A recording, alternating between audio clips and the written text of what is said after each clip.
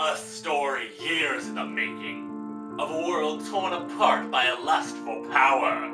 A mad despot, driven to bring humanity to its knees using his ultimate magical power.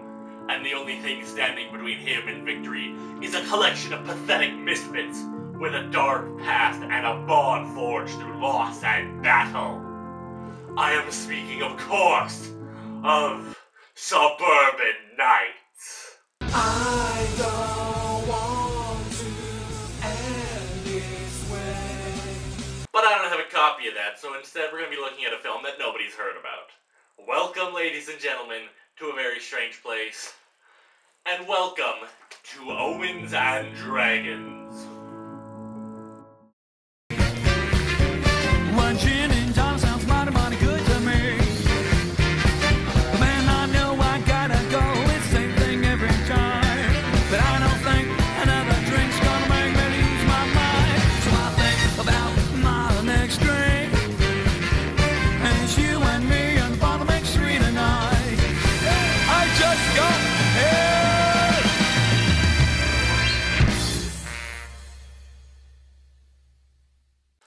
And yes, before you start in the comment section, I am aware of how much of a dick I am for reviewing a student film.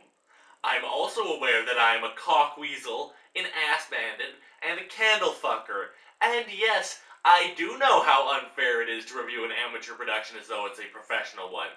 And yes, I do know that every movie is a treasure and a marvel, and it's automatically so impressive that they got it made, and it's completely untouchable, and nothing I say can tarnish it, and any other fucking platitudes that I need to get through this film without you people lynching me. Roll the film! We open to what sounds like somebody forging swords while our camera pans over a lake. Presumably the fish have a hobby in blacksmithing.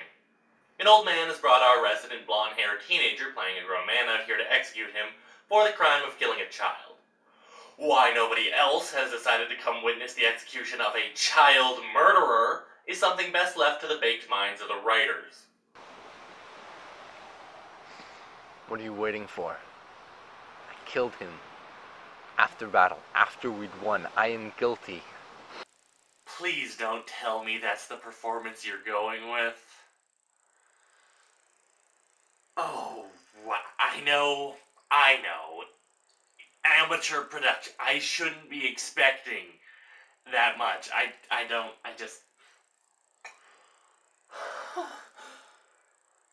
need a minute.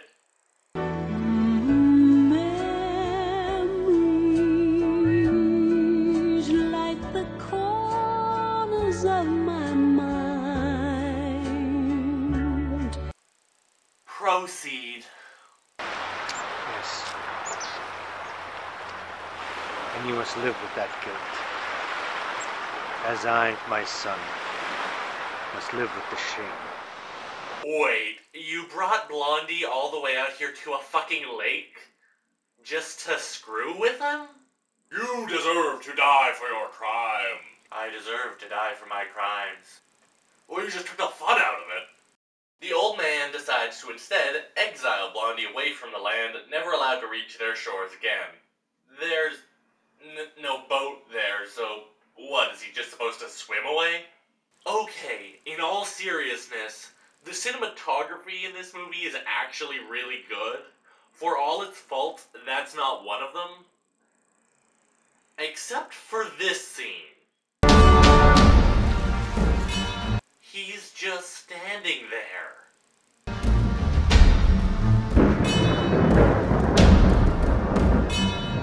Do you want a cookie? After our main titles, we cut over to our main villain, in the Shadow Realm. An anime convention? Close but no cigar. Ladies and gentlemen, I present to you Dark Lord Hitler. Oh, I'm sorry, it's Halter.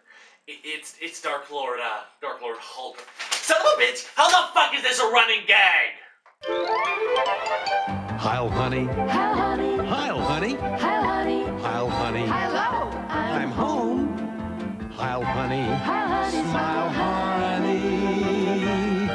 Because I'm home. So yeah, it's a bit hard to follow, but Hitler manages Beardsley with the first weapon that he ever used, but not before Mr. Beardsley whispers sweet nothings into an empty bottle.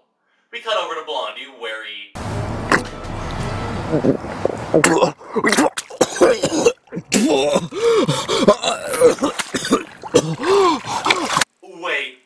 Wait, I was right?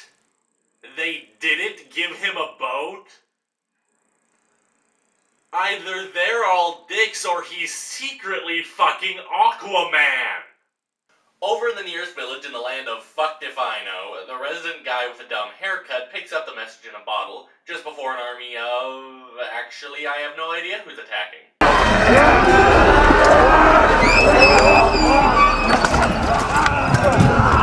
The dubbing makes them sound like zombies, but nobody looks any different. Hell, they're even dressed the same as the people they're attacking.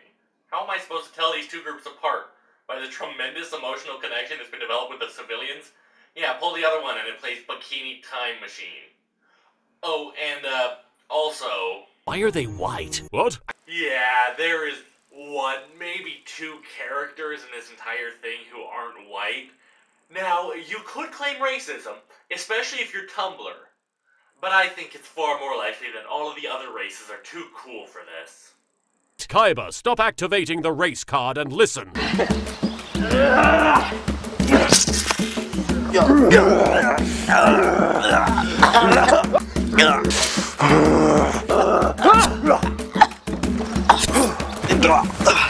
Oh, again, right on my keys. Wow, what is it with all the Yu-Gi-Oh references today?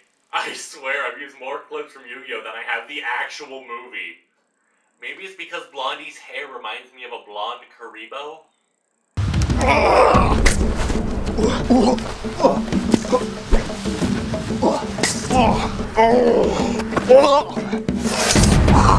Okay, that wasn't you being badass. That guy was just a fucking klutz.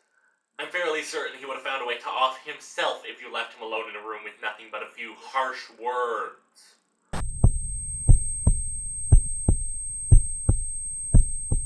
Is it worth even a moment of my time to mention the dead bodies bleed a hell of a lot more than that?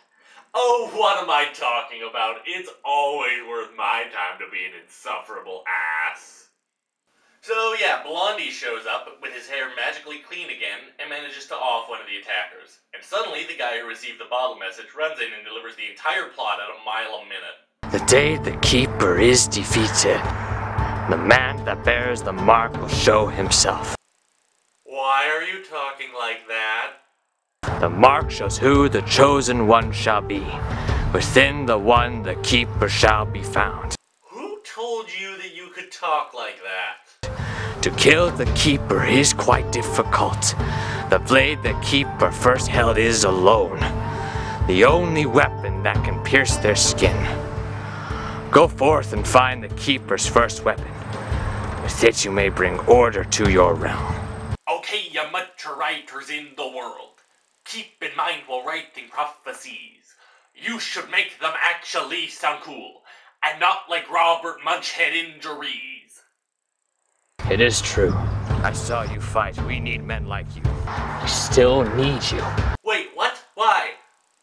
What could he have done that would possibly make you think you need to ally with him? I mean, sure, he killed that one guy, but you know absolutely nothing about him.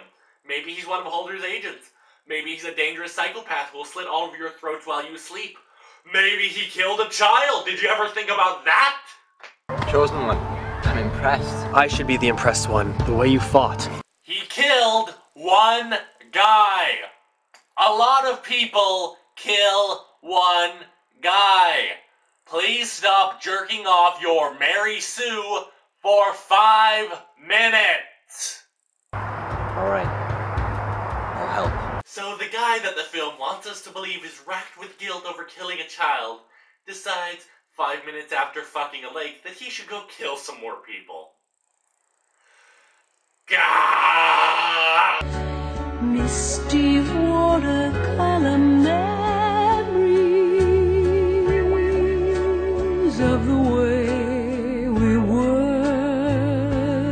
So we're introduced to our party. The Chosen One, who is obviously not going to turn out to be the Chosen One, the smartass douche who comes along because we need a dramatic foil, and the girl whose only role in the movie is to fuck Blondie. What a sterling example of female representation. The Bargain Bin Fellowship sets out to go find Hitler's first weapon so they can kill him, but it turns out there may be a traitor in the party.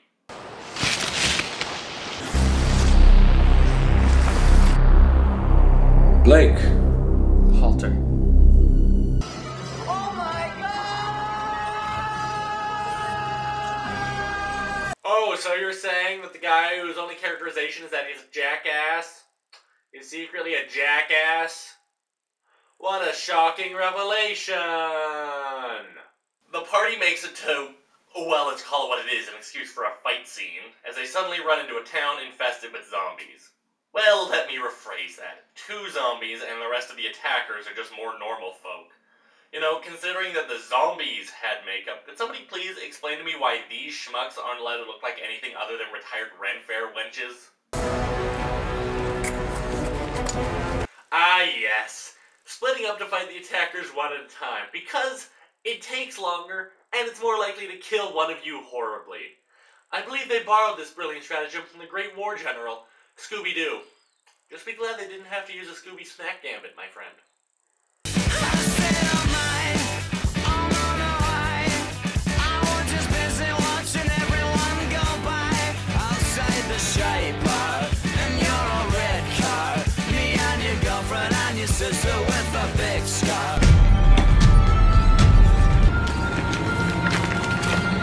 My God, it's Jesus, and he brought his posse. Jesus Wizard and the Conaneers face off against our heroes, I think we're supposed to call them, until all of a sudden they just sort of fall asleep. Well, I guess maybe you might want to sleep. Oh, here we go. Hello. Be quiet. Where are we? Halter's men got us. I thought they had a take no prisoners deal. They do.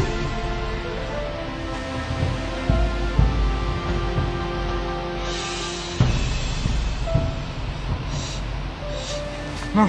No, please! I have a family! I have kids! I have a beautiful wife, please, no! I have money! I have lots of money! What's going on? Somebody help me! You don't want to know. Please! The traitor and the fake-out Chosen One get captured, and when they try to execute the Chosen One, he manages to escape. You could blame it on the fact that they only had one goon in charge of the prisoners while the others just sit around in the bushes and wank off. But I prefer to blame it on the fact that these idiots just keep on dropping their swords. Honestly, should we just attach them to these people with idiot strings? You goddamn traitor! You did this! Useless!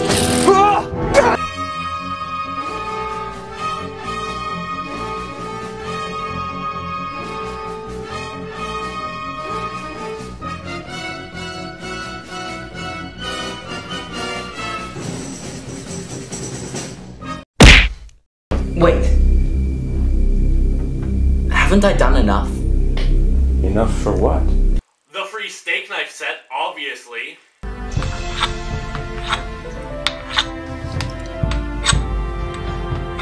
Oh, wait, he's still unconscious? Okay, it's official. The girl's the main character. I'm serious, she's better written, better acted, and oh yes, it takes more than a stiff wind to knock her right the fuck out, which puts her leagues ahead of Mr. Blonde Karibo. My hair looks nothing like a Karibo. I think you'll find it does. Does not. Does too. Does not. Does 2 times 10. At the news that the chosen schmuck is dead, Kira storms off to the local bar to get hammered, which is also the best way to appreciate the story. I wonder, is this the same town as before, the one they get their asses kicked in? Because if so, why did Kira and Blondie not get captured? And where were all these bar patrons when the town was getting attacked? Was it just happy hour and they didn't think the zombie apocalypse was worth getting up for? And if this isn't the same town, does that mean Kira dragged the unconscious Blondie halfway across the country before giving her medical attention? And far more importantly, why is Joffrey Baratheon here? Anyway, the traitor and the suddenly awakened Blondie meet up with Kira at the bar to convince her that they can still beat Hitler, by discussing the way that they must have misinterpreted the prophecy. Insert clip about a Shizu here, and let's move on. So, if we get Halter's first weapon, we can kill him anyway. Let's go! We can do this! Why, hello, mood swing. You jumped from, woe is me, to Nobody's Gonna Break My Stride faster than it took me to decide which 80s song to reference. After a quick shot to establish that the Chosen One is still alive, we cut to our party sleeping in the middle of the day, because we're leading up to the plot revelation that they're all vampires, obviously. Where's Blake? He probably went hunting. With all of his stuff? Blake! Blake! Kira, we shouldn't call attention to ourselves. We're almost at Halter's lair. But we have to find Blake. Blake! Something tells me that maybe he's not as innocent as we thought. How did you figure that out? No, seriously, point me to the page in the script where you could have possibly figured that out. Back with the Chosen schmuck, he stops by mysterious figure to grab Hitler's first weapon. Oh, hi, monk guy from the beginning. Fancy seeing you again. Just saying, if you're gonna double cast, make sure it's not with the guy who has the most distinctive voice and lips in the entire cast. Rodnick! You found it! Where's Blake? He left last night. He said you were killed by orcs. Blake tried to kill me. Stop! So, you're saying this and this were supposed to be this?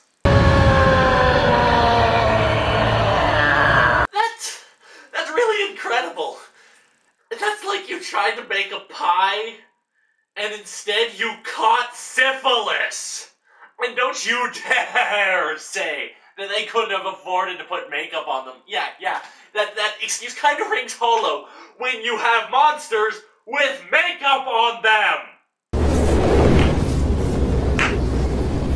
Oh good, my slow clap processor made it into this thing, so we have that. So, time for the epic final confrontation. Guys, are you just gonna stare at each other, or is there an actual fight here? Guys? Stand side by side, carry all as one, we can bear this weight. Stand side by side, we won't come undone, for the hands that will carry us home are touched by fate.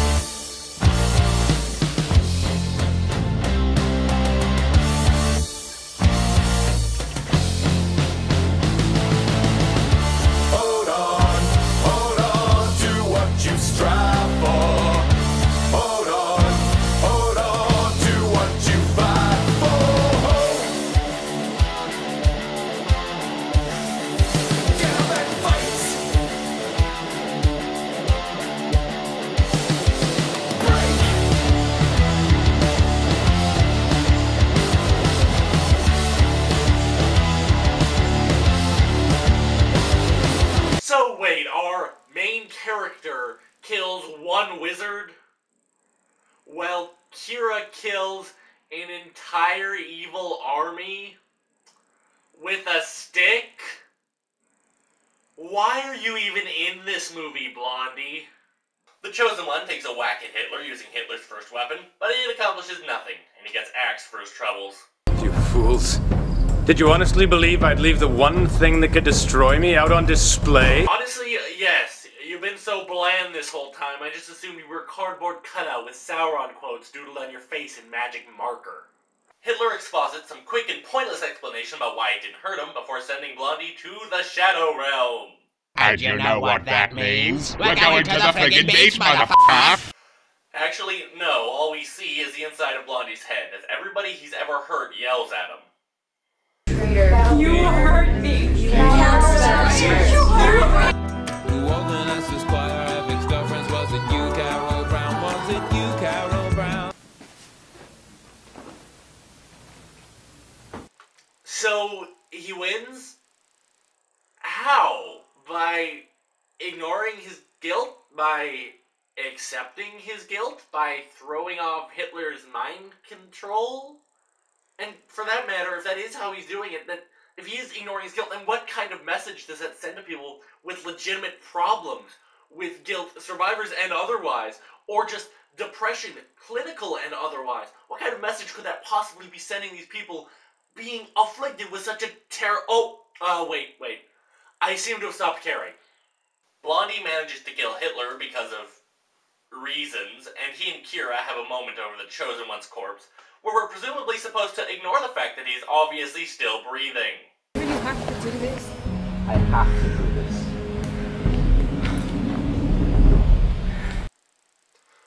Feel the heat. Feel the passion. Feel the line of snipers just off camera, which is the only reason she agreed to do this.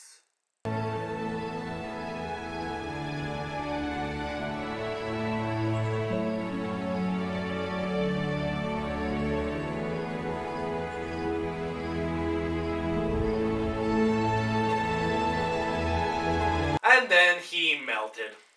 A shame that. So how could such a movie with such mythic and lofty aspirations possibly end?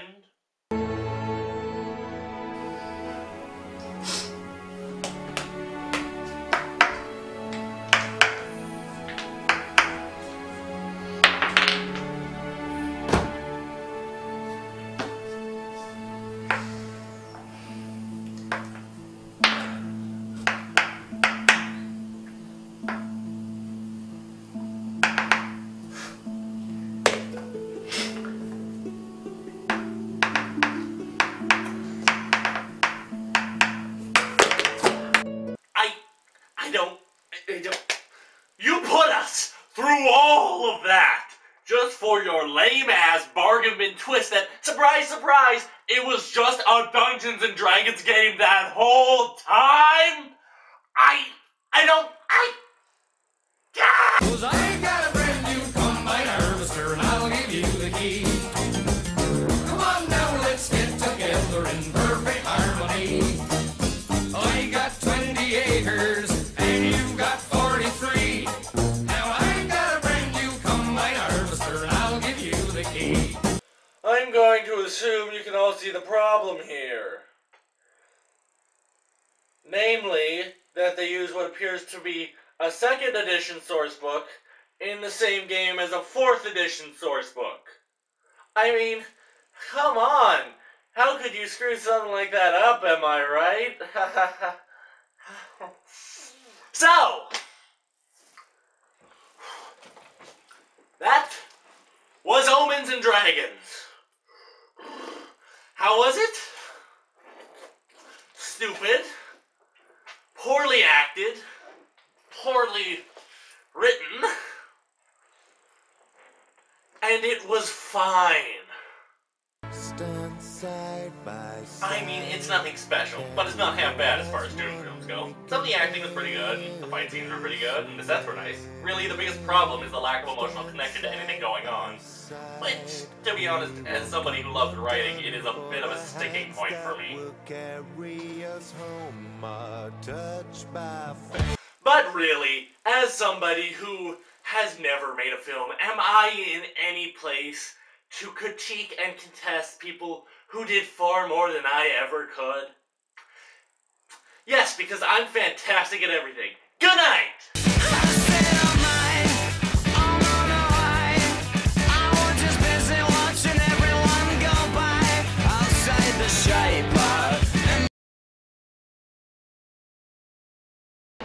There's just no way that we can win. His cards are epic beasts. He duels too well because he's from another time. Listen, both of you! He's gonna rewrite history. He's gonna wipe out our card games. Never. Unless we break his massive monster into pieces. Homies, we've been through so much stuff. I had to hear Jaden rapping. That was rough. Now it's time to take this sucker down. Come on, guys, now it's time to blow doors down. I hear you, Jaden, now it's time to blow doors down. So make your move, cause I'm throwing a face down. Okay, just make sure you don't summon a gay clown. Now we got to take this sucker down. My hairy balls will make sure he won't take us down. La la la la la la la la la. No, this can't be happening, how do I take them down? We're gonna beat ya, oh paradox, no doubt about it, our card game rocks. As far as villains go in anime, I hate to tell you, you're just cliche. That's right, you messed with the wrong show. We're not just anyone, we're Yu-Gi-Oh! We're Yu-Gi-Oh! We're Yu-Gi-Oh! We're Yu-Gi-Oh!